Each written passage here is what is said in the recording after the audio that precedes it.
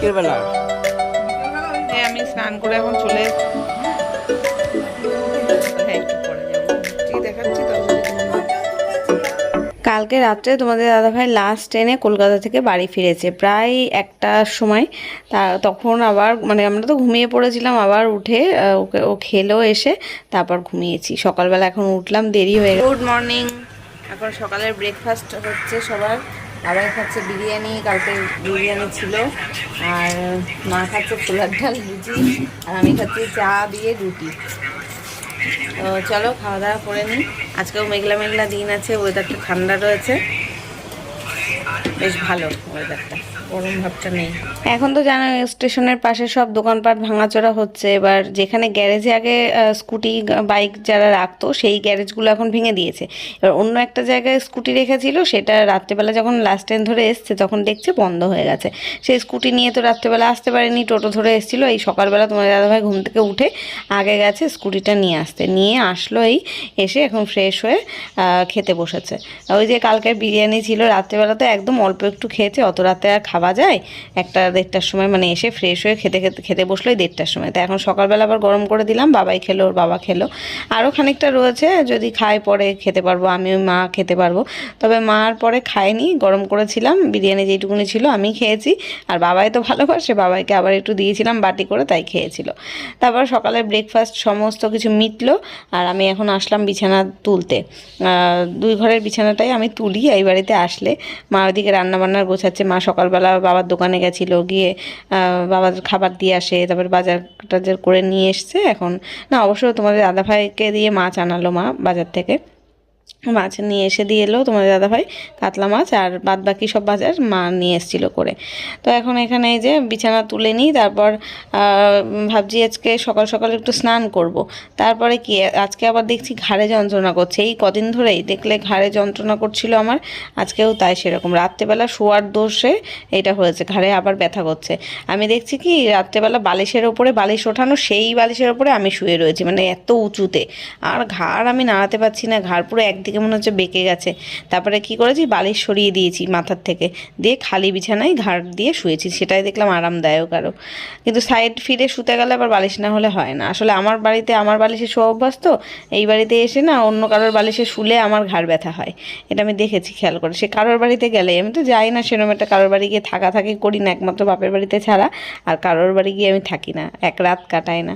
তো যাই হোক, এই যে বিছানা তুলে নিয়ে এবার মা ওদিকে রান্নাবান্না করছে, আমি এদিকে জামা কাপড়গুলো গুছিয়ে রাখছি। আজকে তো বাড়িতে চলে যাব, কালকেই চলে যাওয়ার কথা ছিল, কিন্তু কালকে আর যাওয়া হয়নি, তো আজকে চলে যাব। তাও তো মা বলছে আজকের দিনটাও থাক, কালকে যাস একেবারে।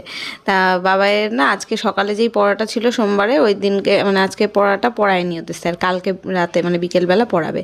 আর কালকে স্কুলেও যাবে, আজকেও তো স্কুল ছিল সোমবারে, তো স্কুলে পাঠাবো, ওই জন্য আর থাকি করবো না, পড়া কামাই হবে, স্কুল কামাই হবে এখানে থাকলে। তো যাই হোক, ওই জন্য জামা কাপড়গুলো সব গুছিয়ে রাখছি। সেই ষষ্ঠীর দিন পরে এসেছি শাড়ি, জামা কাপড়, কুর্তি পরে বাজারে গেছিলাম, সেগুলো ওই ওখানেই টাঙানো ছিল, এই এর উপরে কি বলে আলনার উপরে ওইভাবে মেলা ছিল। আসলে গরম ছিল তো, ঘেমে চেমে গেছিলাম, ওইখানে মেলাই ছিল। তো এখন সেগুলো সব তুলে ভালো করে ভাঁজ করে ব্যাগের মধ্যে ভরে রাখবো, যাতে রাত্রেবেলা আর কিছু না ভুলে যায় নিয়ে। তাও ভুলে গেছিলাম, মানে আমি বাড়িতে আসলে কিছু না কিছু ভুলেই যাই। যে আমি সাজার জিনিস কসমেটিক্সের প্যাকেট নিয়ে এসেছিলাম, সেটা একটা ব্যাগের মধ্যে করে রেখেছিলাম, প্লাস্টিকের ব্যাগে। সেই সব ওই ঘরে ড্রেসিং টেবিলের ওপরে রাখা ছিল, মানে শোকেসের ওপরে রাখা ছিল, সেটা রাত্রেবেলা নিয়ে যেতে ভুলে গেছি। তারপরে মা অনেক সবজিপাতি, দুধ, তারপরে আম টাম সব ব্যাগের মধ্যে করে গুছিয়ে দিয়েছিল নিয়ে যাওয়ার জন্য, সেটাও রাত্রেবেলা ভুলে গেছি। মানে এই হয়, মানে একটা ব্যাগ নিয়ে গেছি যাওয়ার সময়, শুধু এই একটা ব্যাগ নিয়ে গেছিলাম, আসার সময় 3টে ব্যাগ হয়েছে। আসলে জামা কাপড়ের যে বাজারে গিয়ে কেনাকাটা হয়েছে এই সবগুলো, আরও শাড়ি পরে এসেছিলাম, যাওয়ার সময় আবার চুড়িদার পরে যাচ্ছি, ওই জন্য জায়গাটা বেশি লাগছে। এরকম হয়, দেখবে কোথাও গেলে যাওয়ার সময় একরকম হয়, আর ফেরার সময় এমনি যেন ব্যাগে আর জায়গা ধরে না, একটু বেশি জায়গা হয়ে যায়, কিছু না কিনলেও বা কিছু এমনি কেন হয় কে জানে। এটা ঘরদোরগুলো গুছিয়ে বাইরে এসে দেখছি মা এদিকে রান্নাবান্নার জন্য সবজি কাটছে, আর বাইরে পুরো মেঘলা করেছে, অন্ধকার করেছে। ঠিক কালকে রান্নাবান্না করছিলাম যখন, তখন যেমন মেঘলা করে এসেছিলো, আজকেও মনে হচ্ছে বৃষ্টি হবে, একদম অন্ধকার দেখো বাইরেটা। আর আমার যে বললাম না ঘাড়ে যন্ত্রণা করছে, বেলটা তো আমি নিয়েই এসেছি, বেলটা একটু বেঁধে বসলাম। আর এখন ভাবছি বসে বসে এডিটটা করে নেব। আর মা ওই যে সবজিপাতি কাটছে, পাঁচমেশালি তরকারি করবে, আরও কি করবে চলো দেখায় রান্নাঘরে গিয়ে। ওইদিকে কি ভাত বসিয়েছ? ভাত আর এটা হচ্ছে হতে গেল পটল ভাজা, পটল ভাজা, চচ্চড়িটা হবে। শুধু এই চচ্চড়িটা হবে। মাছের ঝোল হয়ে গেছে? ওই দেখাও। ও মাছ তো হয়নি ঝোল, না ঝোলের থেকে মাছ তুলে রেখেছো? এই যে মাছের ঝোল হয়ে গেছে, আর পটল ভাজা, ডাল। ডাল চলো ভাজে ভাতে ভাতে ডাল, মুগ ডাল, ডাল, মাছের ঝোল, পটল ভাজা, উচ্ছে আলু ভাতে আর চচ্চড়ি, তাই তো? আর চাটনি তো আছে করা। এই হবে রান্না বান্না আজকে। আর আমি যাবো এখন, এডিট করছিলাম এতক্ষণ, স্নান করতে যাব। মেঘলা করেছে আবার, স্নান করে আসি। বেলা অনেকটাই হয়েছে, পৌনে একটা বাজে, অতটাও বেলা হয়নি। তাহলে একটু পরে যাবো ওখানে। এই যে আমি স্নান করে এখন চলে এসেছি, খাওয়া দাওয়া। এই তোকে গেঞ্জি দেখা দিলাম, পড়লি না কেন? আমি কি করে বা, তোর খালি গায়ে থাকি সবসময়। আমরা এখন খেতে বসছি। ওর বাবা এখনো আসেনি, ওর দেরি হবে, 3:30 বাজবে, জন্য আমরা খেতে। না লেজে আমি খাই না। এই যে এটা হচ্ছে উচ্ছে আলু সেদ্ধ মাখা, এটা দিয়ে খাওয়া স্টার্ট করে। এই হচ্ছে ডাটা আলুর তরকারি, মাছের ঝোল, ডাল। হ্যাঁ খেতে বসো, চাটনিটা নিয়ে এসো। আমার ইলিশ মাছ, চিংড়ি মাছ সবই খাওয়া বারণ, কিন্তু তাও তো আমি খেয়েছি। রুই মাছের থেকে রুই আর কাঁকড়া এক।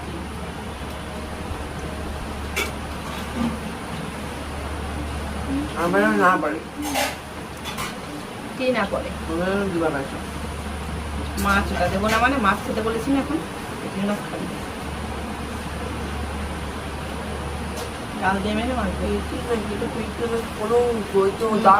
যে এরকম ভাঙলে এটা পেটি হয়ে যায়, বুঝিস না? এই যে আমাদের এখন খাওয়া শেষ প্রায়, বাবাই তো খেয়ে উঠে গেছে, আমার খাওয়া হয়ে গেছে। আমি একদম লাস্ট মাছটা খাচ্ছি, তখন তোমাদের দাদাভাই আসলো। ও তো আর স্নান টান করেনি, একেবারে দোকান থেকে এখানে চলে এসছে, খেয়ে দিয়ে বাড়ি গিয়ে তাই স্নান করবে, ফ্রেশ হবে। আর এখনই না বাবাইকে নিয়ে চলে যাবে। বাবাই আজকে বিকেলবেলা 5:30 থেকে পড়া রয়েছে। তা এখন তো ওই যে 3:30 বাজেই প্রায়। আমরা তো ওই খাবো করে অনেকটা দেরি করেই বসলাম খেতে, প্রায় না 3:30 পুরোপুরি বাজেনি। ওর বাবা মনে হয় আজকে তাড়াতাড়ি এসেছিলো 3টের দিকে। তো বাবাইকে এখন নিয়ে চলে গেছিলো। তারপর আমরা খাওয়া দাওয়া করে একটু শুয়েছিলাম। এখন বিকেলবেলা মা আবার একটু আম কেটেছে, মামি এসেছিলো আজকে বিকেলবেলা, তো আম কেটে মামিকে দিল, কাঁঠাল ছাড়ালো মা, আম কাঁঠাল সব দিল, তাই খেলাম। গুড ইভিনিং, সন্ধ্যা হয়ে গেছে, মা এদিকে সন্ধ্যা দিয়েছে। আজকে তো আবার আমাবতী লাগছে রাত্রিবেলা। কালকে থেকে আবার ঠাকুর আসন ছোঁয়া যাবে না, পুজো দেওয়া যাবে না। তো আজকে তো বাড়িতে চলে যাব।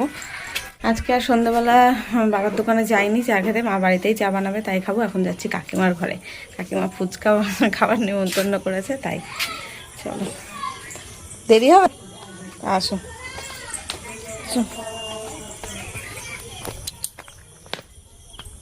ওই দেখ বিড়ালটা একা একা ওই দেখ বেরোয় যাচ্ছে, কুকুরের সাথে খেলেছে। আয় আয় আয়, ওই কুকুরটা ওর অতিষ্ঠতে চলেই গেল। রাজা আবার দিয়ে গেল রে। পাটা নোংরা, ওই জঙ্গলে চলে যাচ্ছে।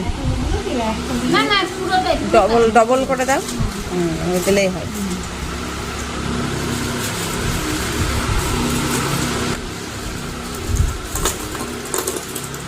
এগুলো মানে সাবু দিয়ে বানায় এইগুলো, তাই না? হ্যাঁ, এগুলো শক্ত হয়, সাবু দিয়ে না কি দিয়ে যেন বানায় এগুলো। আবার মানে এমনি ফুচকা যেমন ইয়ে হয় নরম, কি করবো বলো তো, টক জলে বেশিক্ষণ একটু ইয়ে করে রাখবো, তাহলে হবে।